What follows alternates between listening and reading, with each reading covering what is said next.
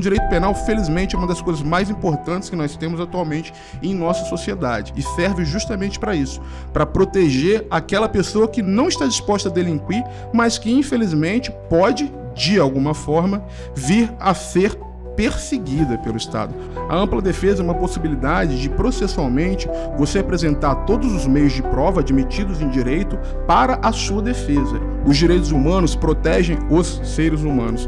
Eu acredito que o Brasil falha em muitos aspectos. Infelizmente, hoje, o tamanho da nossa sociedade acaba fazendo com que o Estado não consiga ser presente para todos os cidadãos.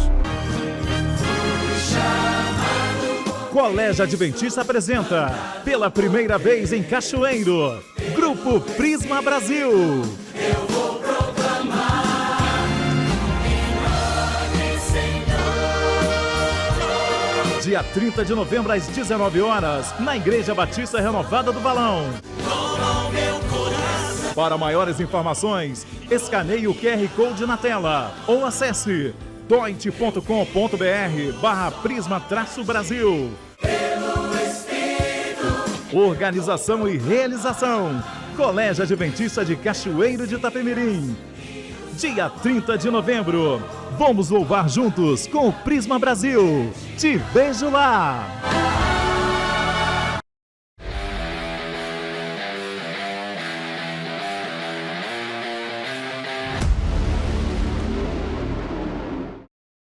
Boa noite, começando mais um no Plano 7, comigo, Kouzakevich. Boa noite, Kouza, tudo bem com você? Boa noite, Ademir, tudo bem, graças a Deus. E você, Ademir? Tô ótimo, graças a Deus. Hoje o nosso entrevistado é o doutor Sebastião Hora. Nós vamos bater um papo muito legal, mas antes quero falar para você, só curtir, compartilhar, passar para os amigos, porque no Plano 7, toda sexta-feira à noite para você, final de semana chegando, e você sempre assistindo no Plano 7. Você tem um recadinho, não é isso, Kouza? É isso mesmo.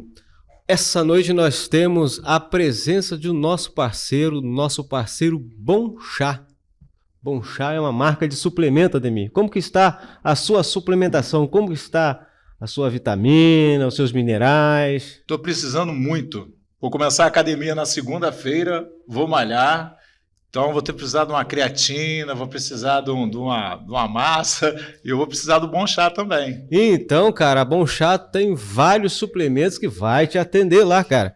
E tem lá, né, o Ômega 3 Plus. O Ômega 3 Plus, ele contém 990 miligramas de EPA e 660 miligramas de DHA, ou seja, um suplemento de muita qualidade. Além disso, ele contém o selo MEG 3, um selo de qualidade.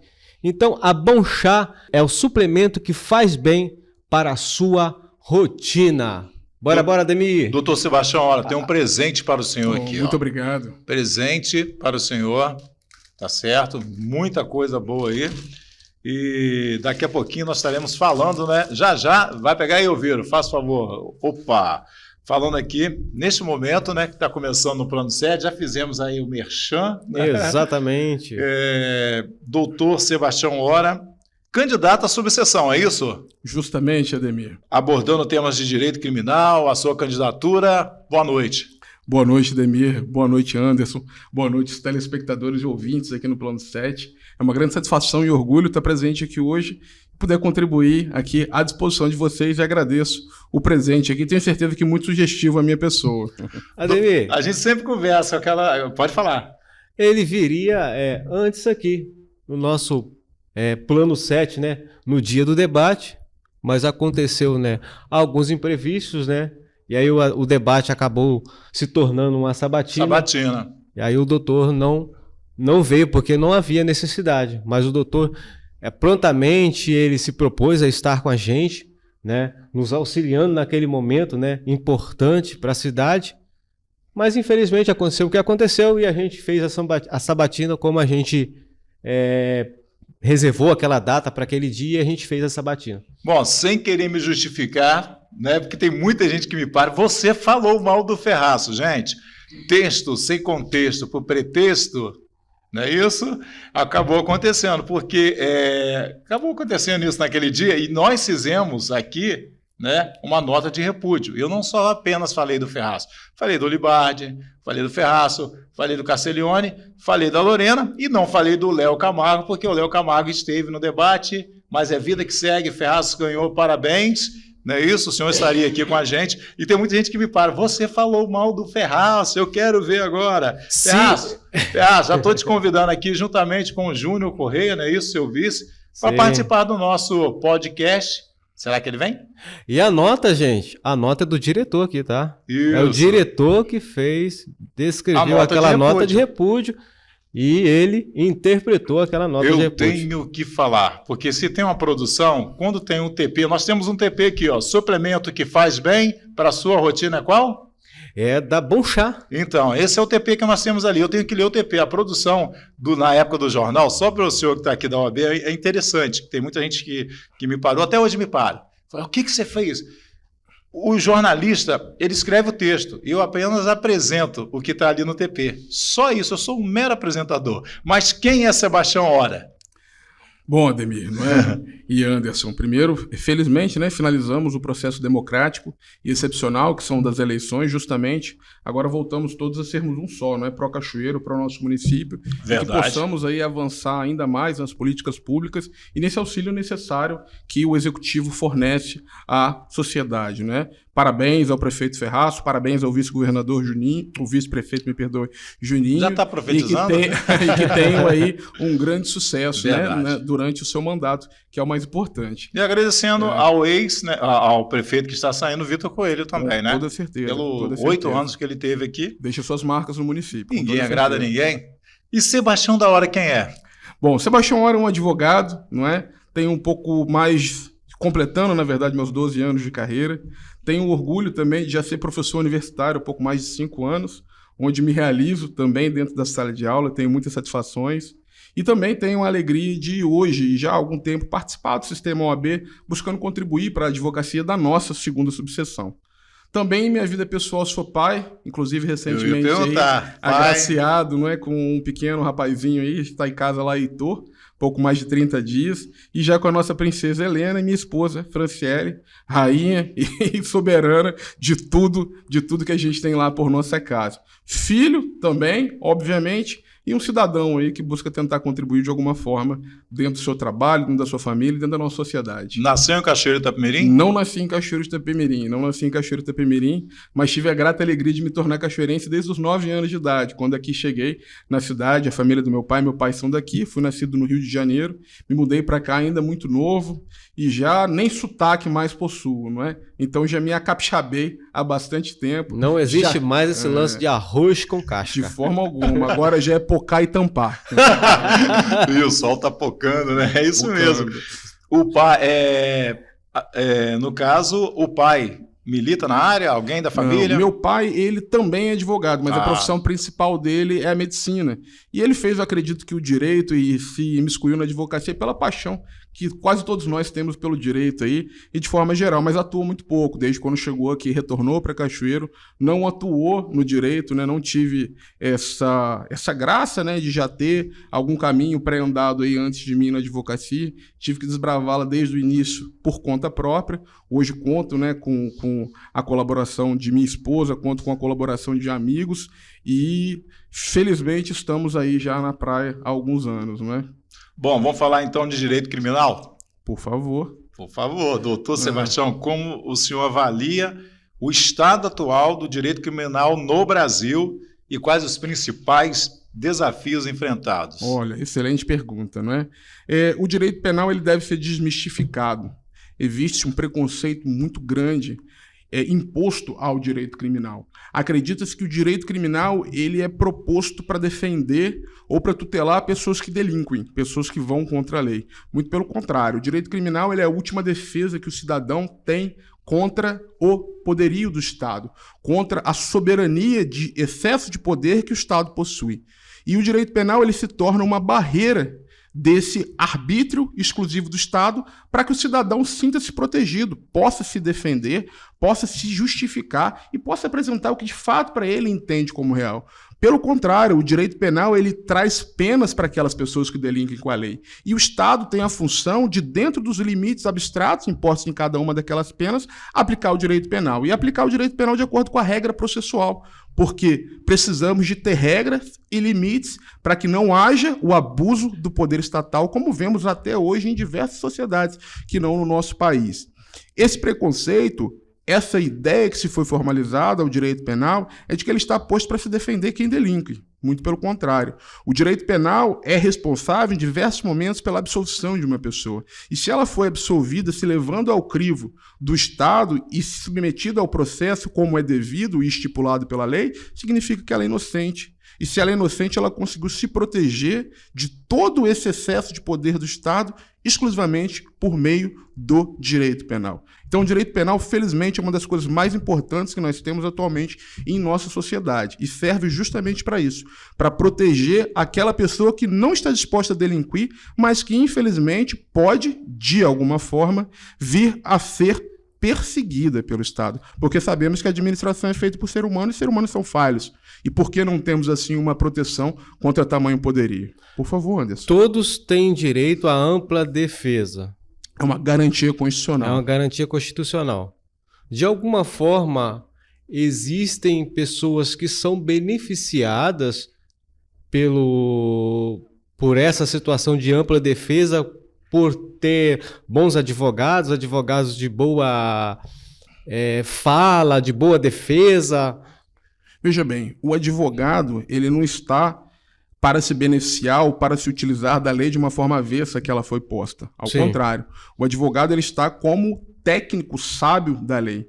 Ele é o procurador, ele está representando uma parte dentro do conhecimento legal. Nós temos dentro da nossa Constituição algumas garantias pétreas, são as cláusulas pétreas, que são os direitos e garantias fundamentais. São coisas, e falando em coisas assim de uma forma até muito vulgar para o tamanho da importância e representatividade que eles possuem, que se para serem mudados, necessitamos constituir um novo Estado de Direito, ou seja, acabarmos com a Constituição que nós temos atualmente para assim ser modificado, porque essas cláusulas elas não têm o poder de serem alteradas dentro da Constituição. Dentre as garantias que nós temos lá, temos um inciso no artigo 5º da Constituição que fala sobre a ampla defesa e o contraditório. A ampla defesa é uma possibilidade de, processualmente, você apresentar todos os meios de prova admitidos em direito para a sua defesa. E o contraditório é a possibilidade de você conseguir falar contrário àquilo que lhe é acusado. Não vou dizer bons advogados, mas advogados que se demandaram a estudar mais, que se preocuparam em se capacitar mais. Obviamente, isso vai ser uma vantagem para qualquer cidadão que puder gozar desses profissionais. E hoje a nossa Constituição permite que todos tenham acesso à justiça, ainda aqueles que não possuam condição de contratar seus advogados de forma particular, tanto por meio da Defensoria Pública ou por meio da advocacia dativa, que o Estado paga alguns advogados, nomeando eles nos processos, para que façam a defesa dessas pessoas. Ninguém dentro de um processo criminal pode ficar sem defesa. Obviamente, para tudo na vida existem níveis de qualidade de serviços e prestadores diversos. E como são trabalhos, são profissionais de forma geral autônomos, cada um terá a sua estratégia, a sua forma de se defender. Se um domina mais esse conhecimento técnico legal, ele vai saber onde estão os erros dentro do processo para que possa defender de uma forma ainda mais ampla, Independente do que... ainda mais ampla e mais completa aquele seu cliente.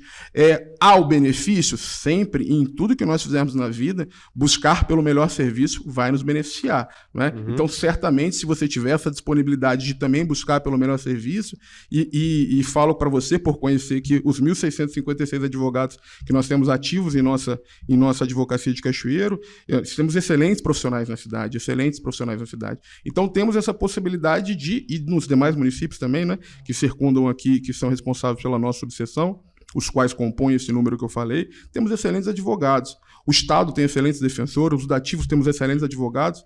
Então, as pessoas, de forma geral, terão direito e acesso à sua defesa. Se tiverem a disponibilidade de procurar alguém mais específico, com uma especialidade maior, com nível de dedicação e de experiência ainda melhor, por ser um melhor serviço, como com tudo na vida, certamente serão beneficiadas, dentro dos limites da lei e não fora deles. Na sua opinião, como a defesa dos direitos humanos pode ser integrada ao direito criminal? Olha, os direitos humanos são a base de toda a pirâmide da democracia. Sem proteção e uma visão efetiva, cuidadosa e humana ao ser humano, nós não temos por que ter uma sociedade, não temos por que ter uma democracia. Também há uma outra confusão de se entender que direitos humanos são aplicados para as pessoas que vão contrárias à lei. Não, de Vou forma usar uma linguagem alguma. chula. Direitos humanos é só para vagabundo. Isso. É assim, a gente... É a linguagem, tá, Justo, gente? não, eu compreendo. E a gente tem o dever, acredito, como profissional que trabalha na área, em especial na área do direito criminal, de mudar determinados mitos, não é? Nós temos uma compreensão muito grande, uma busca muito grande de estipular esse bandido a quase todas as pessoas que de alguma forma enfrentam um processo ou delinquem. Porém, diante da gama de crimes que nós temos previstos em nosso ordenamento jurídico, uma pessoa que ofende a honra da outra, seja xingando ou seja contando uma fofoca acerca da outra, está cometendo um crime. Seria essa pessoa um criminoso também? Todas as pessoas que já cometeram isso na vida, que buzinaram na frente de uma escola, de um partido político, temos crimes específicos dentro do Código de Trânsito que trazem as mais diversas infrações. Essas pessoas todas são bandidos? É aquela pecha, bandido bom é bandido morto? Seria isso verdadeiro? Teríamos que matar todos nós? E se o bandido que se fala que deveria ser morto fosse o filho de uma pessoa que tivesse dito isso? Será que essa parcialidade e imparcialidade modificaria esse cenário? Temos que tomar muito cuidado de forma geral. Os direitos humanos protegem os seres humanos, para que tenham condições dignas de viver, de sobreviver e de serem tratados pelo Estado. As unidades prisionais, os locais adequados ao cumprimento de pena, não podem ser desumanos. A polícia, as forças policiais não podem ser desumanos. Temos um poder estatal gigantesco e nós, aqui na ponta mais baixa, como cidadão, frágil. O que nos protege entre todo esse poderio do Estado, e já vimos em diversos momentos da história da nossa sociedade o Estado abusando desse poder. Vemos guerras em outros países aí do Estado abusando desse poder. Se não tivéssemos os direitos humanos, essa proteção mínima ao cidadão, pode ter absoluta certeza que tudo estaria ainda de uma forma muito pior e não teríamos nem por que ter democracia. Porque muitas das vezes as pessoas acham que os direitos humanos, ele não protege o policial que às vezes está subindo morro, está tomando tiro, morre, aí o pessoal fala, olha lá, morreu o policial, a família está chorando. Cadê os direitos humanos? Os direitos humanos, eles são para os seres humanos. Então, são para todos os seres humanos. Mas na visão do senhor, o senhor acredita que o Brasil ele exerce bem os direitos humanos? Nossa sociedade precisa muito avançar, possui muitos desafios, Anderson, e muito a evoluir. Se nós olharmos para um passado não muito distante, vamos ver a ditadura, uma época em que diversos dos direitos humanos foram desrespeitados e até hoje vemos aí chagas relacionadas a isso, pais desaparecidos, famílias destruídas, pessoas destroçadas, sem terem respondido absolutamente por nada.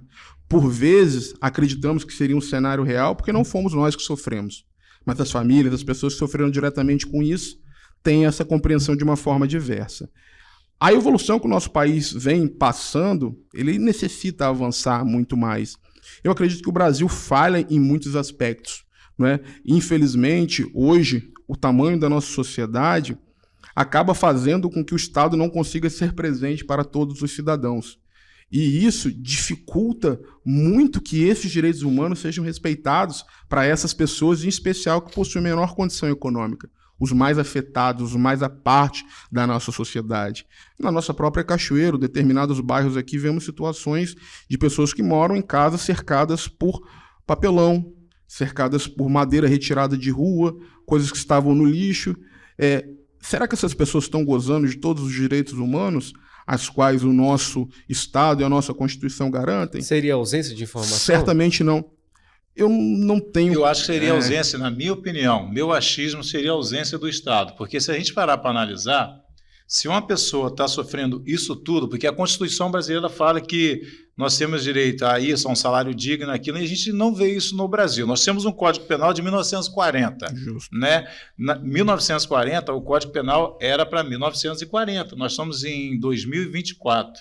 A Constituição nossa é de 1988. Nós tivemos o último governo militar, que foi Figueiredo. Entendeu? A gente vai vendo isso tudo e a gente vê que não mudou muita coisa. Tudo bem, que é no papel muito bonito. Se você vê uma família que está necessitando disso tudo que o senhor falou, a gente vê também a falta do papel do Estado em fazer alguma coisa. E quando a gente pega e vê, muitas das vezes, porque é a nossa realidade, a gente vê que a política no Brasil hoje, o dinheiro na cueca, o dinheiro não sei aonde, o superfaturamento disso, daquilo, e aonde a gente vê os direitos humanos trabalhando em cima, ou a lei trabalhando em cima disso. Às vezes é muito complicado. Se você parar, será que o Código de 1940 foi para aquela época? 40, 50, 60 até? Entendeu? Será que não deveria mudar alguma coisa, já que nós estamos em 2024? Será que esse código ele é adaptado para 2024? O direito, Ademir, ele tem um princípio muito interessante que fala sobre a historicidade do direito. Ou seja, que o direito ele deve se aplicar à sociedade que ele se encontra naquele momento. Nós já tivemos no Brasil, por exemplo, o crime de traição. Não existe mais hoje em dia. Ele já foi revogado. Grande parte dessa legislação, desse Código Penal que nós temos, ele foi modificado e alterado ao longo do tempo. Tivemos, inclusive, uma alteração recente, muito feliz, do Legislativo que está na mídia, que ampliou ali a pena mínima aplicada ao crime de feminicídio, que seria você vir a assassinar uma mulher, cometer um homicídio por razões do sexo feminino, de uma forma assim, bem simplória, explicado. Mas se tornou um crime autônomo, se ampliou uma pena em abstrato mínima para uma pena maior, de forma que você terá uma repercussão de algum jeito ali na prevenção do crime de uma forma maior. Tivemos diversas outras alterações. Esse Código de 1944, alguns artigos se mantêm inalterados, mas grande parte deles foram alterados. A própria Teoria Geral do Crime, que são os primeiros artigos do Código Penal, os primeiros 120 artigos do Código Penal, tiveram diversas modificações. Agora, o direito ele não consegue se aplicar à sociedade de uma forma tão imediata e dinâmica quanto a própria sociedade se desenvolve. Justamente porque temos processos formais de criação de lei. E esse processo formal de criação de lei, que de alguma forma nós chamamos de excesso de burocracia no nosso país, ele vem a demorar a se adequar, a se ter, às vezes, essa atenção política no sentido de que aquilo vá trazer algo, mas é muito difícil a gente elencar, sinto eu, meu modesto pensamento, a gente elencar um único problema por uma gama tão grande de situações e dificuldades que um país inteiro, um país com dimensões continentais, que é o nosso Brasil, que possui. A própria razão e ideia da segurança pública não tem exclusivamente a ver com a pena atribuída dentro do preceito ali secundário, da pena do crime por si estipulado. Às vezes a gente não consegue ter a aplicabilidade daquela lei.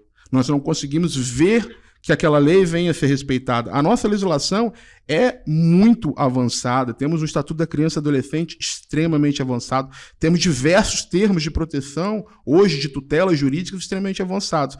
Mas, de outro lado, temos dificuldade de efetivo nas polícias, dificuldade de contratação de profissionais suficientes para abranger uma sociedade que só cresce, que só amplia. Vou pegar um gancho em cima disso aí. Eu vou deixar essa pergunta em aberto, quais são os impactos da política de encarceramento em massa sobre a sociedade brasileira, tá? Essa eu vou deixar em aberto, mas o senhor falou de uma coisa que é o Estatuto da Criança e Adolescente. Nós temos hoje no Espírito Santo o IASES, né? O IASES é que cuida das crianças. Você até 12 anos incompleto, você é criança. Acima dos 12 anos, até os 18 incompleto, você é adolescente. Aí, se ele comete... não é crime, uma coisa análoga a crime, não é isso? Isso, um ato infracional. Um ato infracional. Tá aluno de direito. Ele tá, porque eu trabalho no sistema. Eu sou DT do sistema. Então, a gente vê que mudou muito. Só que a gente vê também que aquelas crianças com 15 anos, 12, 13, 14, 15 anos, estavam ali jogando bola de gude, porque você é muito jovem, né? Claro que você está na sua área, você vai pegar desde da época. Na nossa época, um cara com 15 anos, ele não sabia que era dar um beijo na menina. Ele segurava na mão dela e estava apaixonado. Hoje a gente vê esses jovens sendo, desculpa a expressão, vou usar uma linguagem, sendo mula dos maiores. Porque é melhor pegar uma criança, um adolescente, melhor dizendo, de 13, 14, 15 anos, que vai pegar a bomba que eu vou jogar na mão dele, porque ele vai ficar no máximo 3 anos, né? Ele vai ficar sofrendo sobre... Medidas socioeducativas, as medidas, internação. Pode ficar 45, tomar de 6 meses, nunca fica 6 anos. Muito difícil ficar 3 anos, melhor dizendo. Nunca fica 3 anos. enquanto aquele cara que fez aquilo com aquela criança, que usou aquela criança para fazer aquilo, está aí. Você está entendendo? Acontece muito isso. Eu acho que foi muito interessante, só que na opinião do senhor, de repente, vou colocar o som na parede, mas eu creio que, pela experiência, a maioridade penal, o senhor acha que é normal ou acha que deveria diminuir a maioridade penal? Que a gente... Jamais acredito que nós deveríamos mudaria diminuir a maioridade penal. Não acredito. Não acredito. Eu não acho que isso seja uma solução social. Como eu estava comentando antes, os problemas da nossa sociedade eles são conjunturais.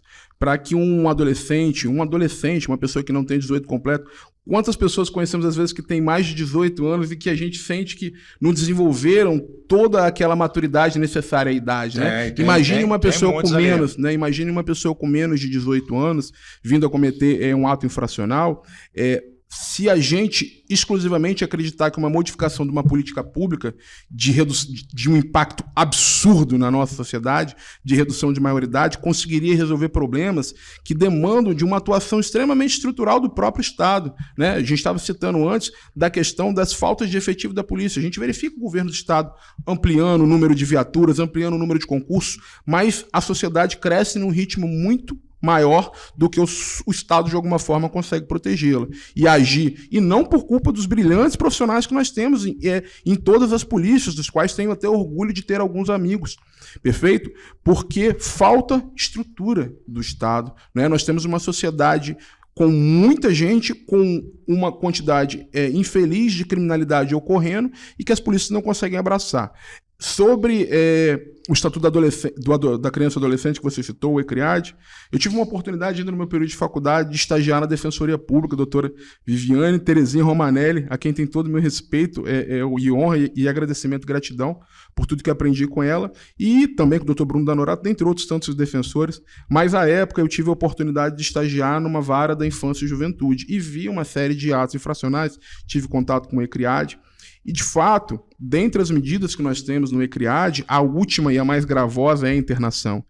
E uma criança que chega a ser internada, afastada da própria família, ainda no momento de desenvolvimento intelectual, de amadurecimento, a chance de que o sistema consiga fazer mais por ela do que a própria família faz é muito pequena. Às vezes a gente, com esse contato dentro de uma unidade, né, socioeducativa de internação, a gente não vai conseguir modificar o problema. Então, para se chegar ali, é algo, de fato, que necessite de uma tamanha intervenção estatal. Por isso que você disse que dificilmente chega a ser os 3 anos, né? Deve-se haver essa revisão dos 6 em 6 meses, verificado se não é necessário, desinterna-se aquele menor e tenta-se, através das outras medidas socioeducativas, continuar ali com o desenvolvimento dele. Agora, o que acontece? Dentro dessa briga de Estado contra a criminalidade, sempre são desenvolvidas, às vezes, estratégias das mais nefastas.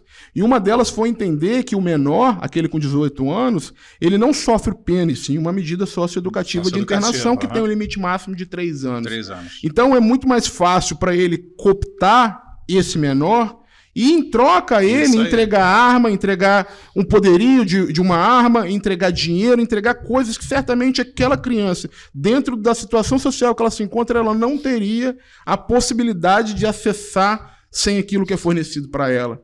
É muito ingrato o nosso sistema de uma forma geral. Acho até às vezes que a gente pode ter uma cobrança maior com aquelas pessoas que tiveram um maior nível de educação, acesso e tudo mais, porque não tinha nenhuma condição. E não significa que seja condicionante, não é que seja determinante o local que ela... Porque, pelo contrário, a quantidade de trabalhador, de criança, de gente que sofre de todos os males possíveis e avança em nossa vida é muito maior do que aqueles que delinquem, do que aqueles que visam, de alguma forma, a criminalidade.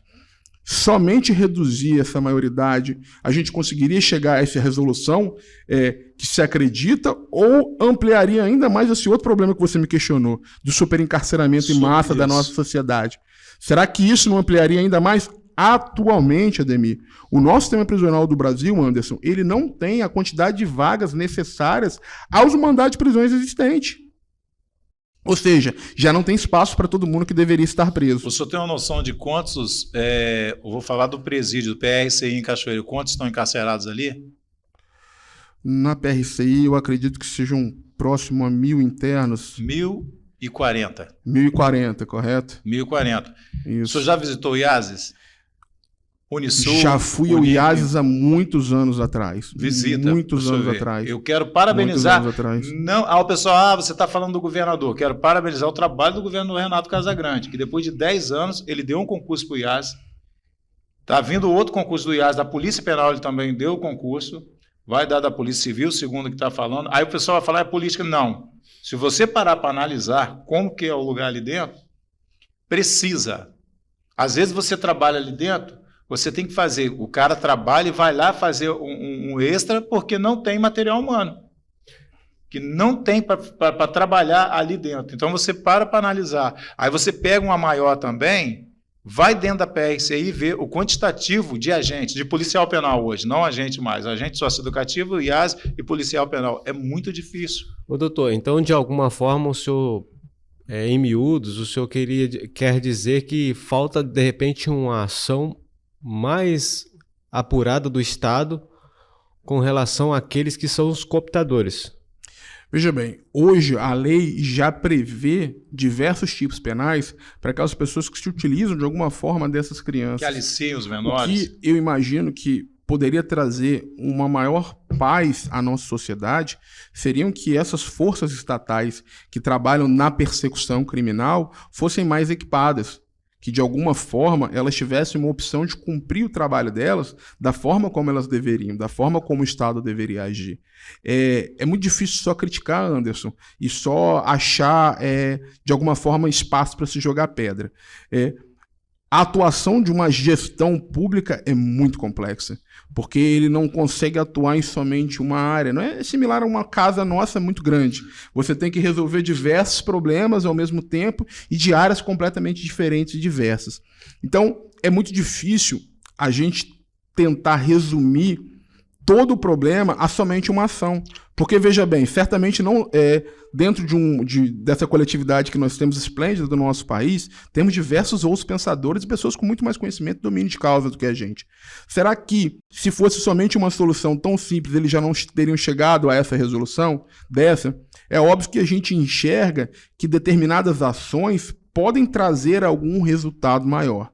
Eu garanto que a redução da maioridade penal não seria uma delas. Não seria uma delas. Isso eu garanto com propriedade de estudo, de te dizer que esse critério preventivo da lei, que é o quê? Tentar ampliar a pena, tentar ampliar a sanção para que as pessoas não venham a delinquir, ou seja, eu não vou fazer isso porque o critério, é a função preventiva geral da lei penal, não é? Ou até, assim, de uma certa forma, da própria lei que se aplica às crianças e adolescentes, que é o quê? Eu desincentivar alguém a cometer alguma espécie de crime ou delito porque aquela pessoa sabe que ela pode vir a receber uma pena. Esse é o critério de prevenção geral, diferente do especial, que é a própria pena aplicada à pessoa. Se a gente alterasse de alguma forma a maioridade, a gente tentaria só trazer esse critério de prevenção geral. Ou seja, sociedade, não delinqua, não venha cometer crimes, porque se cometerem terão uma pena pesada e séria para isso. Esse adolescente de 16 a 18 anos não está preocupado com a pena que ele vai receber. Ele não consegue enxergar de uma forma tão distante na sua vida. É um período rebelde, né? A gente, quando tinha 16 anos, Anderson, conseguia enxergar que você estaria hoje aqui no Plano 7 fazendo esse podcast junto com o Ademir. Será que naquela época eu imaginaria que eu estaria de terno aqui a essa hora da noite? Eu aqui nem conversando? imaginaria que eu estaria a internet seria tão rápida assim. A gente não pensa, falando dentro de Cachoeiro, que pode-se acreditar que é uma cidade menor, mas não é interior. Cachoeiro é a capital secreta do mundo. Não é? Deixemos isso muito claro aqui. Então, dentro da nossa cidade, quanto que a gente imaginaria, com tão pouca idade, teríamos essa ideia tão grande de longevidade? Será que esse adolescente de 16 anos, uma criança ainda em formação, por maior que sejam o que se há de contrário aos atos que ele venha a praticar, mas se a gente tiver um olhar compreensivo, talvez até cristão, é uma pessoa em formação. A gente estava se formando nessa época. Todos com 16 anos estão se formando nessa época. Será que ele vai ter essa visão de que no futuro ele pode vir a penado se ele for aquilo? A gente entra dentro de alguns problemas sociais, e quem sou eu para falar sobre áreas tão diversas, mas essa cultura que nós vivemos da ostentação, do máximo, faz com que todo mundo queira ser cada vez mais precoce. Que é o que você estava falando, 16 anos eu ainda não pensava em beijar, ou às vezes, assim, diversos meus amigos eram o famoso bebê, né? Boca virgem, né? Pessoa que ainda nunca tinha tido um contato. tava preocupado em jogar bola e às vezes tinha uma ou outra menina na sala com 14 Soltar anos pipa, tomar banho de rio. que já ficava com alguma pessoa mais velha, a gente olhava com certa estranheza. Com certeza. Não é? E hoje, essa precocidade, essa antecipação da vida, até de forma biológica, ela tem agido no corpo humano. Porque se você parar para analisar, na época da gente, eu na década de 80, 90, principalmente na década de 80, se o cara fumasse um cigarro, já era assim uma coisa louca pra gente. 10 horas da noite você tinha que estar em casa.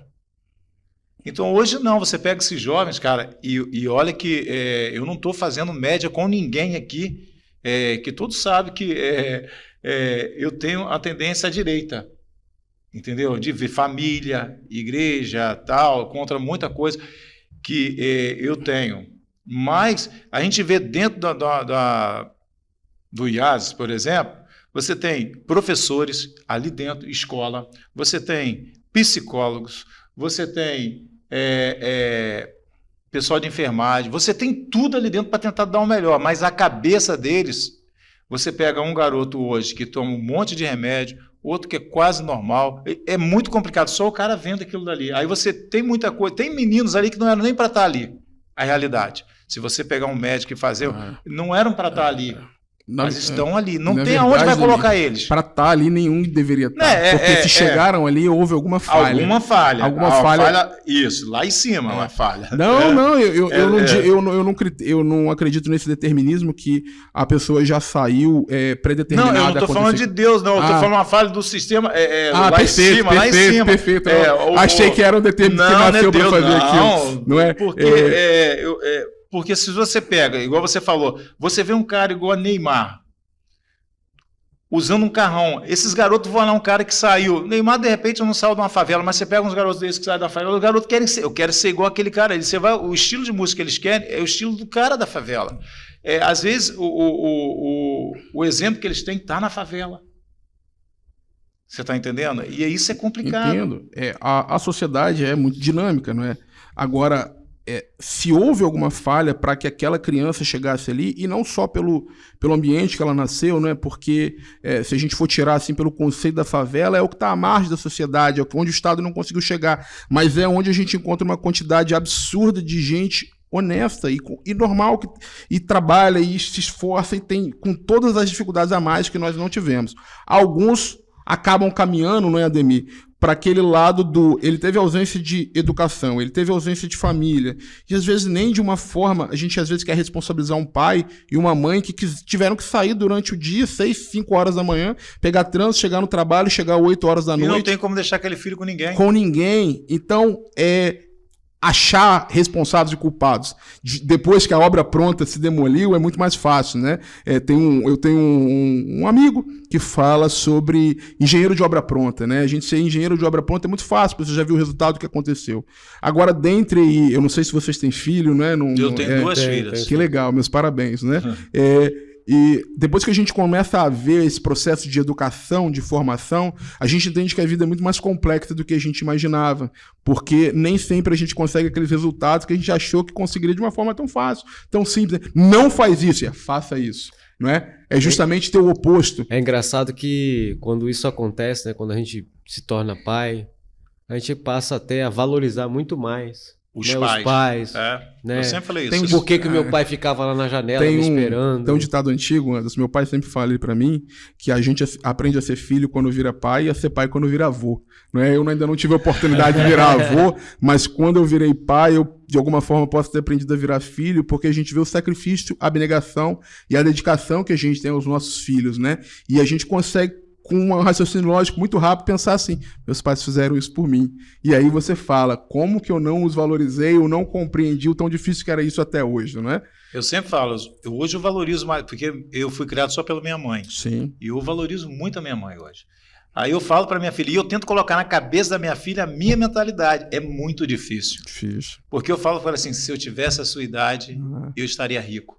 Aí eu falo assim, não é só a riqueza, eu falo rico em todo sentido, mas ela fala assim, mas como se você tivesse, porque você não entende, eu estou te ensinando o caminho das pedras, mas pai, não é isso que eu quero. Justo. Eu falo para de 24 e falo para de 15, mas é muito difícil e você não vai conseguir, é isso que eu falo, porque ali está um adolescente.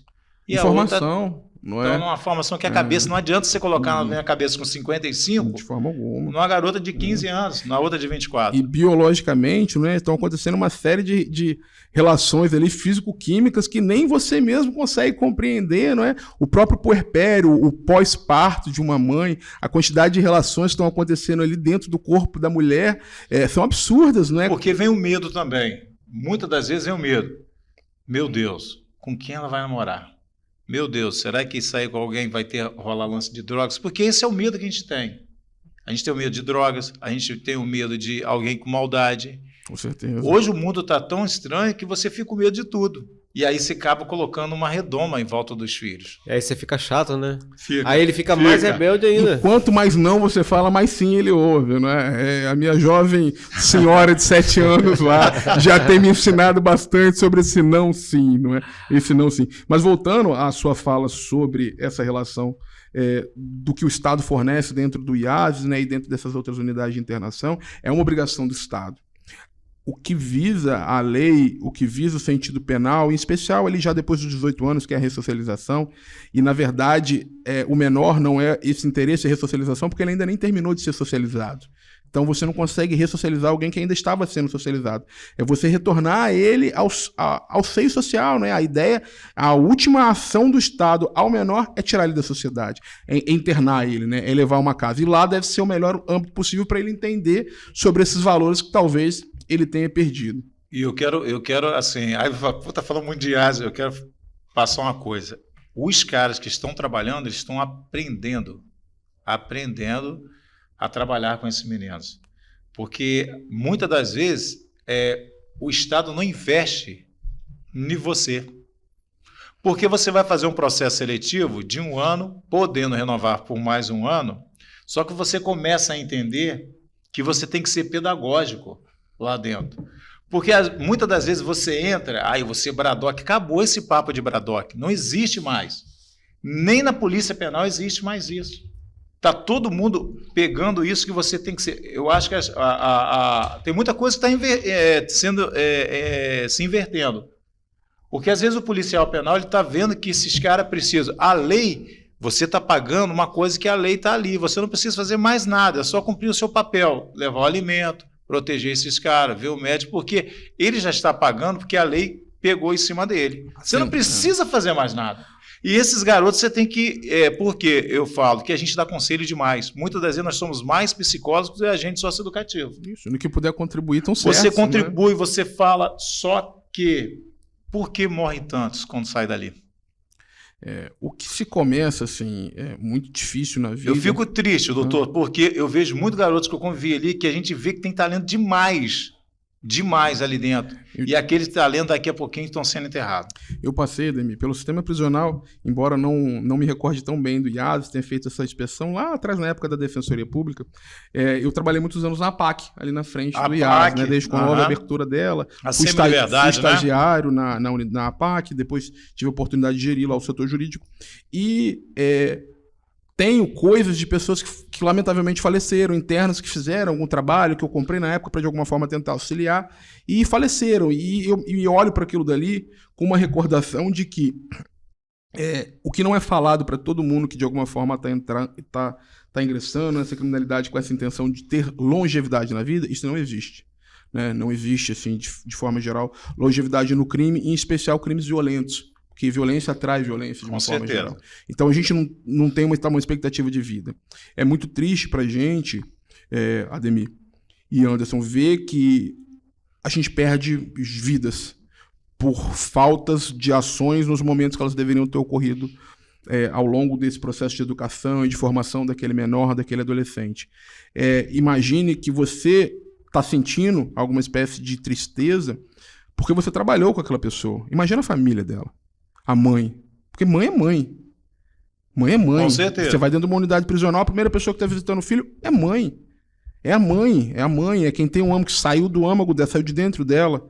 Então esse amor materno, ele nunca deixa de existir. Né? E felizmente o paterno, de determinada forma, temos pais extremamente responsáveis que também permitem que ele persista ali.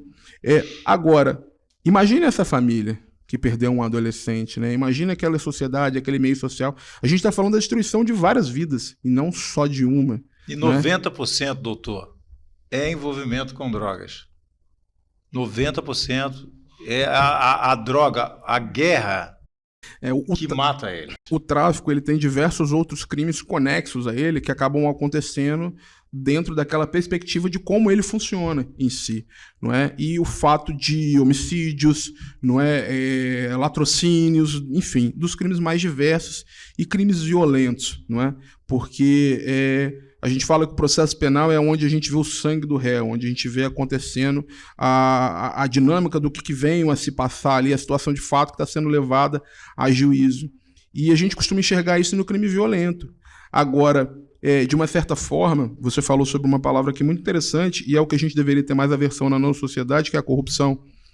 Esses crimes que a gente talvez elenque aí como crimes de colarinho branco, são praticados sem sangue direto, sem visualização de sangue, sem encostar no calor da morte, não é? Eles talvez, a título de sociedade, de generalismo de geral, tenham um efeito muito mais maléfico e avesso do que aquela violência que você vê. Porque talvez esse menor que morreu seja resultado de um fruto de uma corrupção. Falta, né? De uma corrupção. De uma falta de um Estado que poderia agir de uma forma mais efetiva ali e talvez resgatar aquela vida que já tinha nascido com uma grande dificuldade de perspectiva de futuro.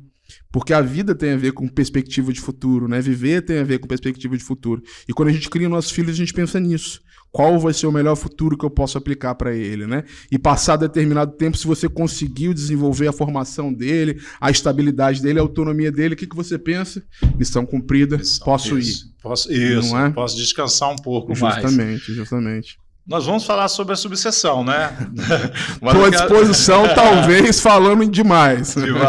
Como o senhor analisa a relação entre segurança pública e direitos civis? Tipo assim, é possível encontrar um equilíbrio aí? Olha só, na verdade, direitos civis são os direitos aplicados aos civis, né? Eu sei que a gente esteja falando de ramo do direito civil, direito penal. A segurança pública, ela é fundamental para que toda a sociedade se desenvolva e funcione. Porque o cidadão sem segurança pública, ele não gira a sociedade, ele não consegue trabalhar, ele não consegue ter paz para viver, ele não consegue ter paz para criar a família dele, ele não consegue ter tranquilidade para ir no trabalho dele produzir, para gerar imposto, para gerar a roda, essa grande roda que nós vivemos aqui, que é viver em sociedade, né? E felizmente no nosso país, viver numa democracia, não é? Onde, graças, né, a tudo que nós temos no nosso sistema, pensar diferente não é crime. Né? E a democracia tem a ver com isso. Pensar diferente não é crime, né? Visões diferentes costumam nos enriquecer muito mais do que visões próximas, né? Porque a gente consegue sair de alguma forma da nossa caixinha. A segurança pública, na minha visão como cidadão, e não só como advogado, ela precisa de mais aparato, ela precisa de ser mais estruturada. Nós vemos dificuldades extremas hoje em dia com essa relação de usuários de drogas que conseguem fazer com que a pessoa não raciocine mais, que ela se distancie totalmente do seu estado de percepção natural, né? Nós tivemos aí, infelizmente, em Cachoeiro, homicídios extremamente bárbaros que afetaram aqui a família do prefeito e que talvez tenham lá em sua raiz a ideia de que se a gente tivesse algum suporte público, se a gente tivesse algum suporte, e não que não exista, tá, Ademir? Não que não exista, Anderson. Existe, mas não conseguiu alcançar quando deveria alcançar. Não é? Se a gente tivesse mais sensação de segurança, se a gente tivesse uma segurança mais efetiva, obviamente, todos viveríamos melhor, não é? Todos viveríamos melhor. Embora, comente assim, até sobre aquelas coisas engraçadas que a gente ouve na vida, não é? Que falaram assim: olha só, mas se tivesse tanta segurança, se tivesse tanto disso, o serralheiro não vendia grátis, o vigilante patrimonial não teria emprego. Então, a sociedade é extremamente complexa em seu desenvolvimento, na sua forma de agir. E um dos pontos essenciais dela é a segurança pública. Nós precisamos de que ela se dê da forma mais efetiva possível, porque é o que permite que a gente faça todo o resto. Não é? Mas, de alguma forma, vejo que tem se feito alguns rascunhos nas leis e tal. Esses rascunhos, esses remendos que têm se feito na lei, também não tem, de alguma forma, atrapalhado a ação da segurança pública? É muito difícil entender o que seria esse remendo. Nós temos diversas alterações legais nas mais diversas áreas, não é? Às vezes a segurança pública pode entender, pode compreender que está enxugando gelo, não é? Às vezes quem está agindo ali diretamente no dia a dia pode entender isso por algumas percepções do resultado do judiciário. A grande questão que eu penso, Anderson, é a seguinte: a gente precisa de ter uma proteção, precisa de ter barreiras legais e estrutura para que quando a polícia venha a tomar alguma atitude dessa, ela seja indene de qualquer tipo de erro. Porque o que faz a possibilidade de anulação de um processo é alguma atividade praticada de forma errada. Isso se o fato fosse verdadeiro, né? Porque a gente está discutindo dentro do processo se ocorreu ou se não ocorreu um fato. Mas no processo criminal, nós temos a discussão do mérito, que é a respeito do fato, da autoria, da materialidade, e nós temos a discussão da forma. Se tudo aquilo que a lei precedia foi cumprida. E às vezes essas ações, elas são eivadas de algumas nulidades, de alguns erros, de alguns problemas técnicos que invalidem, talvez até o que possa ser entendido como boas ações, não é? Como essa ideia de tentar fazer alguma coisa, ainda que arrepio da lei. Mas abrir margem para isso não é permitido ao judiciário. Se há hoje uma política pública, talvez, de desencarceramento, é por se compreender que o encarceramento não tem resolvido mais aquilo que ele se propunha. Né? Que talvez esse cárcere ele não esteja trazendo ressocialização, que é ali o maior objetivo da lei de execução penal. Ele não está fazendo com que essa pessoa que vai retornar à sociedade, não temos pena perpétua no nosso país, e de forma ainda melhor também não temos de morte, mas não vai retornar a essa sociedade uma pessoa que foi para dentro do sistema melhor do que como ela entrou. Será que esse cárcere ele é resolução? Ele é uma forma de se resolver? Então, por vezes, o judiciário entende, como a lei determina, que não havendo violência na prática do crime, não havendo antecedentes criminais, não havendo reincidência, não é o local para aquela pessoa ser inserida. Essa questão do desencarceramento, eu já tive a oportunidade de trabalhar na imprensa durante muitos anos, de certos tipos de criminosos dar a seguinte declaração: eu mato por prazer. Esse cara pode ir para a rua? Acerca desse prazer em assassinar, possivelmente essa pessoa ela tem algum distúrbio mental. E o direito penal, ele considera essa pessoa, pode considerar essa pessoa, se um médico, a psiquiatra, né, um médico com essa possibilidade técnica de atestar, diga dentro do processo que ele é inimputável, ou seja, não se destina a pena a ele ou semi-inimputável. São pessoas que não teriam compreensão de como se deve viver em sociedade, do que é a lei, de como que vai, são pessoas que não têm essa capacidade. O inimputável, ele pode permanecer dentro dessa medida contrária a ele durante toda a vida dele. Não é que seriam aí os antigos manicômios judiciais. Felizmente nós tivemos essa alteração, né, de hoje não existirem manicômios judiciais, mas seriam os locais adequados ao cumprimento dessas medidas relacionadas à saúde mental dessa pessoa. Normalmente não é a regra do nosso sistema. Né? A regra que eu vi, a experiência que eu tive dentro do sistema prisional, em sua maioria os homicidas permaneciam, cometiam um homicídio, pagavam, cumpriam a sua pena ali e não retornavam ao sistema, não reincidiam. A maior parte deles não reincidiam. É longe de mim, Anderson, defender o ceifar a vida de uma pessoa, o tirar a vida de uma pessoa. Isso é crime. Eu não defendo isso.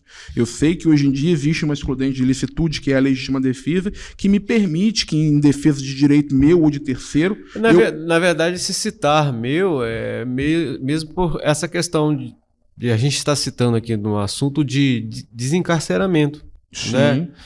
Será que esse desencarceramento a gente está colocando na rua pessoas que realmente merecem estar na rua, merecem uma nova chance? Ou se de repente a gente vai estar colocando pessoas que vai estar sendo um risco para a sociedade? Entendi. Um exemplo, só pegando um gancho aí, a saidinha, a famosa saidinha, que agora no final do ano vai ter a saidinha. Às vezes, vou dar um exemplo, vai sair 1.000, volta 800. Será que esses 200 são os que queriam fazer, que queiram não mudar? Nós tivemos uma alteração recente, né? Ah. Está se buscando ter uma alteração. Na verdade, se teve relacionado à saída temporária, né? Que seria esse direito aí de você ter até 5 saídas durante o ano, pelo período máximo de 7 dias. 7, Esse tempo fora da unidade prisional, com intervalo mínimo de 45 dias entre uma saída e outra, e desde que o detento ostentasse um determinado período de cumprimento de pena, em conjunto à boa conduta carcerária, né? Aí nós entramos em problemas do agir público, né? Da dificuldade do público de conseguir em massa. A boa conduta carcerária, ela poderia ser alterada de uma unidade prisional através dessa equipe multidisciplinar que informaria que aquela pessoa teria ou não ali a possibilidade de sair ou não sair, né? A ideia do exame criminológico, a lei de execução penal prevê, já se poderia ser de alguma forma alterado por ali. A saída temporária, a finalidade dela é a reinserção social. Veja bem, nós vivemos um regime progressivo de cumprimento de pena. O apenado, a pessoa que é condenada, ela entra num regime, a depender do quantitativo de pena que ela recebe, não é? Ela entra num regime mais gravoso e vai ali avançando, progredindo para regimes menos gravosos, saindo de uma total ausência de liberdade a uma semi-liberdade, a um livramento condicional, que seria ali a ideia do último momento desse preso retornar à sua casa, à sua sociedade. Dentre esse reingresso à sociedade, a saída temporária ela tem uma finalidade, um objetivo muito interessante, que seria o quê? Olha, a gente vai retornar para ele, a sociedade, em breve. Vamos dar essa oportunidade dele já retornar esse contato com a família dele, com essa sociedade que ele vive, para que ele consiga retornar de uma forma mais exitosa, que é dentro do princípio do quê? Da ressocialização da lei de execução penal. Ele vai ter que retornar para a sociedade, que ele retorne da melhor forma possível. E aí, dentro da prática e do cumprimento desse benefício, algumas pessoas ultrapassam o limite que existe nele, né, que é o abandono de regime. Ele deveria retornar e ele não retorna, não é considerado fuga, é abandono de regime. E ele não retorna à unidade prisional. Pode não retornar, ou ainda a gente ouve e verifica que alguns delinquem durante esse período fora da unidade prisional. Uma coisa que talvez poderia funcionar seria o que é próximo nos Estados Unidos, que seria o agente do livramento condicional, que é uma pessoa mais próxima que verifica se aquilo que foi imposto pelo juiz, lá quando essa pessoa será colocada em liberdade, ela é colocada em liberdade com condições, mas se ela está cumprindo aquilo dali. E se ela estivesse descumprindo, porque a lei já prevê que se ela descumprir, ela tem que voltar para o sistema. Só me dão... Essas pessoas que saem, de repente as pessoas que estão em casa não sabem, ela sai com a tornozeleira? Não. Isso. A tornozeleira é algo que o Estado não tem na quantidade suficiente dos internos que libera. Porque se esse saísse e tivesse a tornozeleira, dá para você ter uma noção. Um maior controle. Isso, você conseguiria ter um maior controle. Uma ideia. E o que a gente está falando desde o início aqui da nossa conversa sobre a atividade estatal? Falta-se estrutura, não é? Porque, falha-se em estrutura. Vou dar um exemplo. Sai 1.000, volta 800, 200 estão na rua. Esses 200 não estão preparados para retornar à sociedade. Não, eles inclusive abandonaram o regime deles, vão ser regredidos, né? Eles vão voltar para um regime mais rigoroso, porque eles cumpriram uma condição que eles tinham naquele menos rigoroso, né? Seria você acreditar assim, eu vou acreditar, porque o cara está indo muito bem, que a tendência deles é estudar, trabalhar lá dentro. A maioria retorna. Você falou aí, a maioria retorna. Né? A maioria porque retorna. O cara sabe que ali dentro não é lugar no ser humano ficar. O cara que trabalha dentro do sistema e conhece o sistema, eu conheci o sistema de maior, de menor. O de menor ainda tem, né? Sim. né? Do Espírito Santo é muito bom. Você pegar um degás no Rio, você vai ver que não é bom. Entendeu? Principalmente esses meninos teriam que aprender em cima disso. Agora, quando você pega uma, não é um lugar para o ser humano ficar ali dentro. Ô, doutor, o senhor é candidato. Eu ia falar a última aqui. Você pode nos contar um caso marcante que tenha influenciado para quebrar esse clima pesado no direito penal? Depois entraríamos. Ademir, breve, inclusive, a resposta. Dentre os direitos mais importantes que nós temos protegidos, né, esses bens juridicamente protegidos, o primeiro deles é a vida e talvez o segundo, acredito que o segundo seja a liberdade. E o que você perde no sistema prisional? Sua liberdade.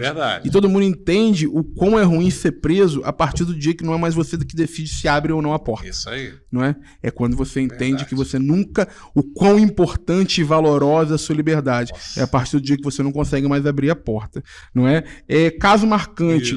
Eu tive um cliente que, obviamente, eu não posso entrar em maiores detalhes, mas ele teve um documento dele fraudaram um documento com a identidade dele e sem cometer crime ele foi preso. E ficou 11 dias dentro de uma unidade prisional por conta disso. Meu pai. Então, o sistema prisional, e foi uma situação no município distante de Cachoeiro, foi na Sexta-feira da Paixão, tudo deu de errado para a vida dele, para que ele não saísse 11 antes, dias. porque a gente agiu, obviamente, da forma mais técnica e mais célere e rápida possível. E tivemos juízes de férias, enfim, todas as espécies de problema que eu poderia listar, assim, como demorar para a gente conseguir uma liberdade, se incluíram no caso dele. E essa pessoa, felizmente, após essa minha manifestação no processo, o juiz o absolveu sumariamente, anulou o processo por inteiro e vida que seguiu para ele. Esses 11 dias dele ele nunca vai esquecer. Claro que não. Nunca, absolutamente nunca. Mas por que eu estou falando sobre isso? A gente acredita que todo mundo que é preso, que todo mundo que responde a um processo criminal é bandido. Não é. Não. Às vezes tem esses erros e, Não infelizmente, tem a burocracia, né? Não é. As dificuldades. Vamos lá. O Zaga Anderson, falou por isso favor. sobre doutor Sebastião, o que motivou ao senhor se candidatar à subseção? Eu tenho uma alegria muito grande desde quando eu iniciei a minha advocacia, Ademir e Anderson, né? Que eu comecei a contribuir com o sistema OAB. Substituiu um grande cara, né? Doutor Adílio, isso. Sensacional. Doutora, faço parte da diretoria do doutor Adílio, sou atual secretário-geral dele. E é um grande amigo. O que acontece? Eu, há muitos anos, contribuo com o sistema OAB de forma voluntária, porque a ordem, todos os seus gestores, todos aqueles que trabalham nela, todos os advogados trabalhando nela de forma geral são voluntários, né? Nenhum de nós somos remunerados São pela quantos ordem. que você falou aqui? Aqui, Cachoeiro, na Rio? segunda subseção, 649, 1.656 advogados. 1.656. Incluem ativos, né? Um pouco mais de 2.400 dos que se inscreveram e não possuem mais a OAB, porque faleceram, se licenciaram, enfim. São 5 municípios que nós possuímos essa quantidade de advogados, né? Cachoeiro, Atílio Vivaco, Mimoso, Muqui e Vargem Alta.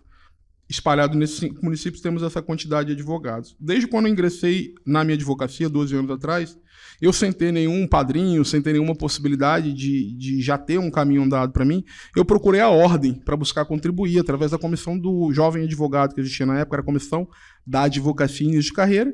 O Adir era o presidente na época dessa comissão.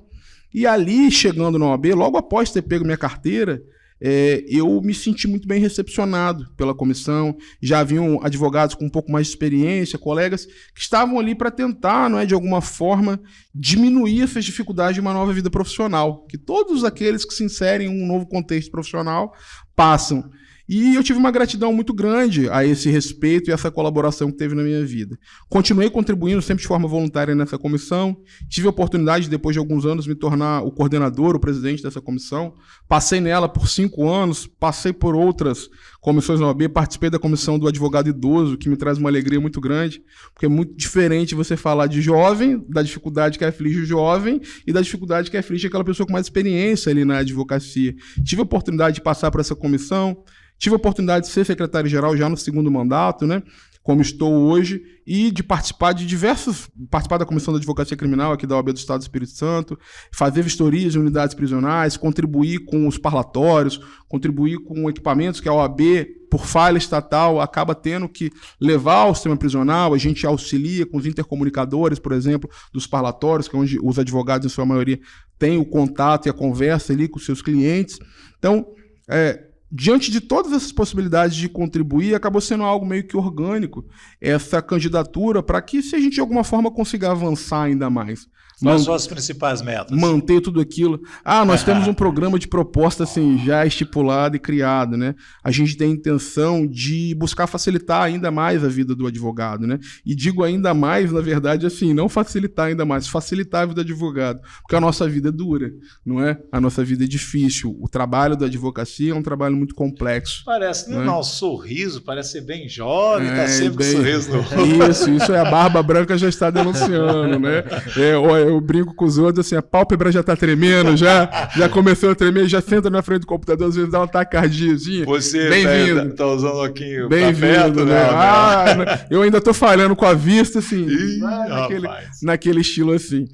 Então, dentro desse tempo de contribuição, a gente entendeu e eu tive assim, a alegria de ter o apoio do Adílio, né, o apoio da nossa diretoria, do nosso conselho, e a gente entendeu a possibilidade de contribuir ainda mais com a nossa advocacia, com a nossa segunda subseção. E por essa alegria de, desde o início da minha profissão, estar de alguma forma contribuindo com a advocacia e recebendo a nossa maior remuneração, que é conhecer os colegas advogados e advogadas, né, eu tenho uma grande alegria assim, de ter conhecido, ter tido a possibilidade de aprender com muita gente por conta desse contato com a OAB. E é a nossa maior remuneração, né? São as amizades, os colegas que nós fazemos, os laços que nós estreitamos, né? E dentro dessa possibilidade, eu entendi que eu tenho essa ideia de conseguir contribuir ainda mais para a nossa subseção. E diante disso, né, infelizmente do apoio da minha família, da minha esposa, eu coloquei à disposição o nome para a advocacia para que a gente faça democracia. Não é? Eu tenho uma pergunta aqui, doutor Abel. Quais as iniciativas o senhor planeja implementar para apoiar os jovens advogados na sua carreira? Isso aí. Porque olha é só. um jovem advogado, então ele quer... doutor Abel está perguntando quais as doutor Abel recebeu iniciativas... carteira, acho que tem pouco tempo, né? Isso! Né? Eu estava na entrega da carteira dele, com certeza. Veja bem, as nossas dificuldades hoje, a jovem advocacia, elas também, assim como a gente falou antes, são diversas, né?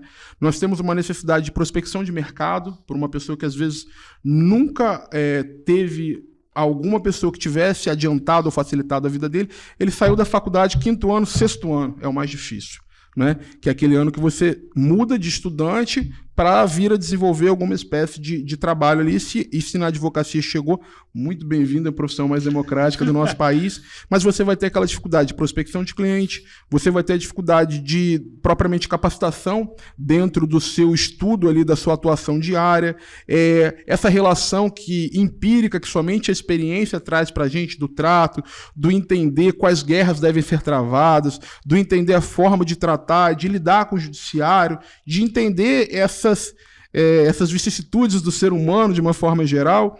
Então, o que a gente tem de proposta para a jovem advocacia? Primeiro, conhecimento e capacitação sempre foram um mote nosso, né? Nós tivemos diversos cursos, só que ao longo do tempo nós acabamos verificando um fenômeno de esvaziamento dos nossos cursos.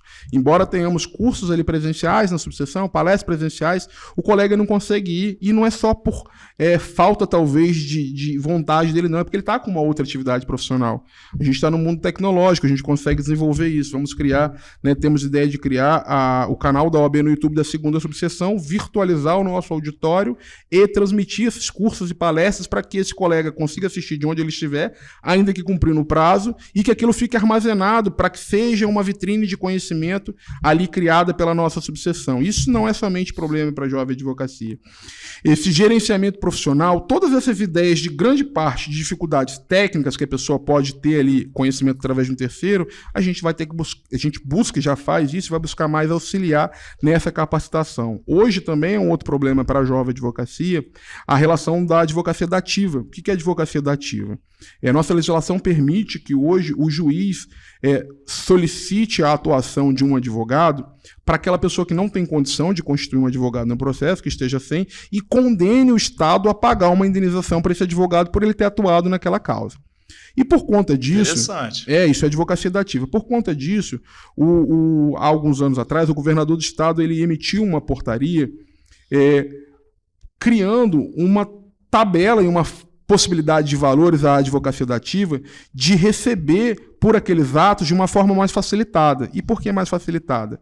O procedimento jurídico correto é o juiz condenar o Estado, e aí aquele advogado que trabalhou ali teria que entrar com uma execução contra a Fazenda Pública para que o Estado pagasse, passasse 5, 6, 7, 10 anos para receber por um ato, talvez. E o governador, entendendo ser um presente para a advocacia, no dia 11, né, que a gente comemora de agosto, o dia do advogado e da advogada, ele estipulou essa tabela de dativo. Só que essa tabela de dativo ela não contém valores compatíveis com a atividade do advogado. São valores baixos, porque o Estado quer pagar de uma forma massiva, de uma forma grande, e paga num valor que é aviltante à atuação do advogado, à forma do profissional agir. A gente precisa de fazer o quê? Ampliar os valores dessa tabela de dativo, e isso com a responsabilidade que eu tenho no sistema OAB, eu não posso prometer que eu vou conseguir ampliar, mas eu posso prometer que junto com a seccional, isso é proposta de campanha, junto com a OAB-ES, junto com o Tribunal de Justiça e junto com o Governo do Estado, a gente vai tentar estreitar laços para conseguir um valor mais condizente à nossa categoria. Talvez seja até utilizando já um exemplo que nós temos hoje na tabela desenvolvida pelo CNJ de pagamento de perícias judiciais aos peritos, que permite que o juiz, de forma fundamentada, amplie o valor que está estabelecido ali na tabela. Um ponto. Outro ponto, às vezes o colega tem dificuldade na agilidade desse pagamento. Ele trabalhou e ele vai demorar um tempo. Então, também é uma busca, uma proposta. E já tenho 7, 10 anos para receber, ainda o governo do estado diminuiu esse tempo por criar essa possibilidade desse pagamento direto por meio das secretarias do governo, né? Ou seja, de forma que você não precise mais entrar com uma execução contra o governo, você administrativamente requer esse valor que foi condenado pelo juiz e esse pagamento seja feito ali pela própria Secretaria de Fazenda. Ok, hoje isso demora para acontecer.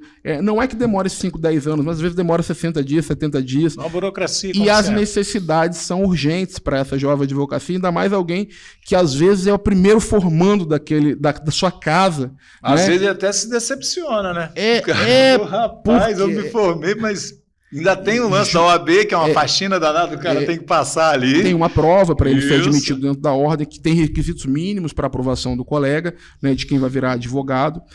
Então, buscar essa interlocução com o Tribunal de Justiça e com o governo do Estado também é mais uma solução para diminuir as dificuldades que essa jovem advocacia enfrenta, não é? Além disso, a gente tem a grata alegria de participar diariamente das atividades da subseção e conseguir orientar, falar, conversar. É sempre bom a gente ter um profissional com mais experiência para, de alguma forma, conseguir lhe auxiliar com algo que você tenha dificuldade naquele início da carreira. E por isso que a gente precisa de uma subseção também, uma gestão acessível e disponível para responder esse colega, para estar imediatamente próximo a esse colega. Então, é uma conjuntura de ideias e proposições para que a gente consiga facilitar essa vida. E não só através disso, mas com mais serviços da ordem, com os convênios que nós buscamos fazer para diminuir, ele dar desconto à advocacia, conseguir pagar menos, com serviços de atendimento dentro da nossa própria OAB. Hoje a OAB, Ademir, ela faz uma coisa que nenhum conselho profissional faz. Ela fornece os requisitos mínimos para a atuação do seu profissional. A gente tem escritório de uso coletivo. Lá, Anderson, dentro da nossa subseção, o colega que ele ainda não teve a possibilidade, e muitos se encontram nessa situação, mediante aí o teledigital hoje, o digital, né, o home office, esse colega que ele não tem a possibilidade de ter um escritório ainda de montar, ele tem um escritório de uso coletivo na subseção, que ele consegue agendar horário para atender. E a nossa instituição é a única que fornece isso. Maravilha. É a única que fornece isso de todos os conselhos de classe, né? Com todo o respeito que a gente tem aos demais conselhos, o CRM não tem um escritório coletivo para utilização de um médico, não que eu saiba.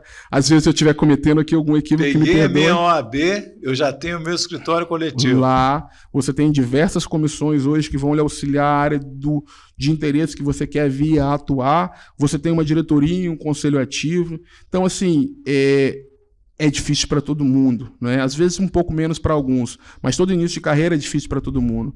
E tentar diminuir, atenuar essa dificuldade, eu entendo que é uma obrigação institucional da nossa instituição, que é a OAB, que é a reunião de muitos advogados. Nada mais do que isso. Doutor Sebastião, olha para aquela filmadora ali, por fim, mensagem que o senhor gostaria de deixar para os eleitores que estão considerando os votos no senhor aí. Não, o que eu queria deixar claro para toda essa advocacia, que certamente nós já nos vimos no fórum e dentro desses serviços praticados aí ao longo desses 12 anos. E o que a gente tem pedido muito mais do que o voto no dia 22 de novembro, que é quando vão ocorrer nossas eleições institucionais, é que você dê essa confiança, né? Não só ao Sebastião, mas essa chapa representativa, plural, que a gente criou com outros 21 colegas além do Sebastião.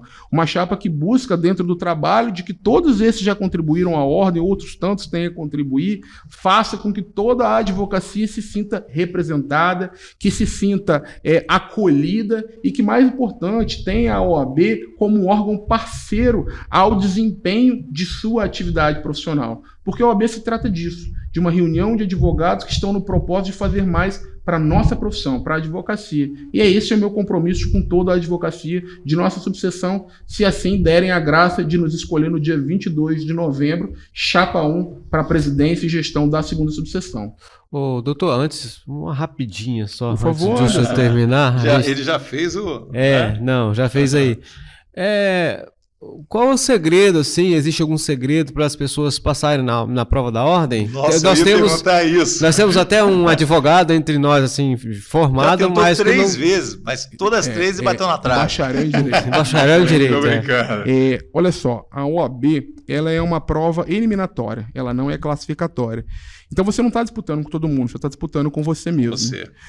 O fundamental é o estudo, Anderson. A gente não tem uma outra... Um segredo, não. Não, é assim, a gente não tem um outro viés. É óbvio que a gente pode ter algumas facilitações no estudo, algumas ideias para você decorar e isso. Agora, para esse bacharel, que eu tenho certeza que tem competência, muito Sim. mais que isso, para ser um advogado, talvez o problema dele não esteja sendo no estudo, mas sim na administração do psicológico dele no desempenho da prova. Porque o psicológico é muito importante, esse frio na barriga que dá quando a gente às vezes pega o microfone para falar, esse se sentir vivo, não é? Que é o sangue correndo nas nossas veias, pode atrapalhar no desempenho daquela prova. Então, talvez a dificuldade maior dele não esteja no estudo.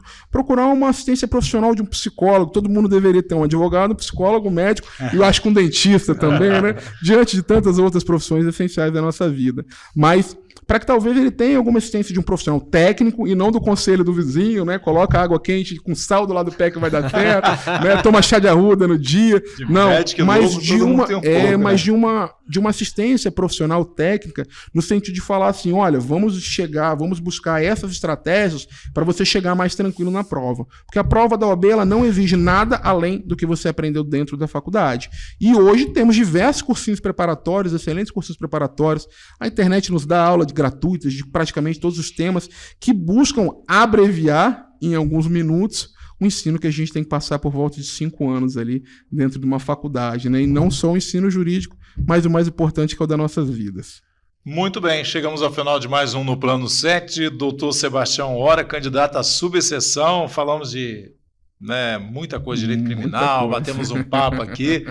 E parabéns, sucesso. Que isso, prazer enorme ter o senhor aqui. Só e tenho a agradecer. Sucesso lá na eleição, né? Isso, só possa voltar depois da eleição aqui. Justamente. Tenho uma satisfação muito grande de vir aqui, de conseguir falar com os eleitores. Temos um concorrente aqui na nossa cidade, seja convidado também a vir aqui, porque a advocacia é a profissão mais democrática do nosso Brasil.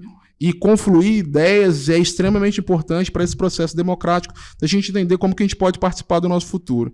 E o mais importante, Ademir e Anderson, no dia 23 de novembro, num dia após a eleição, todos nós voltamos a ser advogados, colegas, vivemos no nosso mesmo seio, amigos, e aí prontos e aptos a desempenhar uma dessas profissões mais nobres que nós temos no nosso mundo. Muito obrigado. Muito obrigado, doutor. Bacana. Cousa, sucesso. Deus abençoe e até o próximo. Lembrando aí, gente, curta e compartilha. Grande abraço, gente. Valeu!